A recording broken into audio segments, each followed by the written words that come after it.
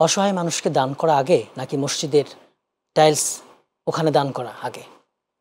আসলে আপনার কথার মধ্যে এই উত্তরটা চলে আসছে।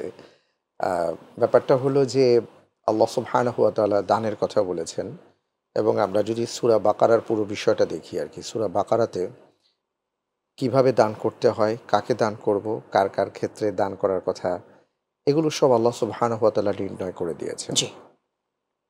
এবং একটি আয়াতের কথা না বললেই নয়, যেখানে বলা হয়েছে ইয়াসআলুনাকা মাযা ইউনফিকুন, তারা আপনাকে প্রশ্ন করে যে কোথায় দান করবে। তো আল্লাহ সুবহানাহু ওয়া তাআলার পক্ষ থেকেই আবার জবাব শিখিয়ে দেওয়া হয়েছে যে আপনি বলুন, কুল মা আনফাকতুম মিন খাইর ফালিল ওয়ালিদাইন ওয়াল আকরাবিন ওয়াল ইয়াতামা ওয়াল মাসাকিন ওয়া ইবনিস সাবিল। সাবিল। যে আপনি বলুন প্রথম যেই দান বা খরচ করা হবে সেটা হলো মা বাবার মা জন্য, এটা বাবা। হলো উত্তম খরচ। এরপরে যারা আত্মীয় স্বজনদের মধ্যে যাদের প্রয়োজন তাদের প্রয়োজন পূরণ করার চেষ্টা করা হবে। এরপরে যারা অসহায় আছে, মিসকিন আছে, আপনি যে প্রশ্নটা করেছেন তার জি, জি। মধ্যে আছে।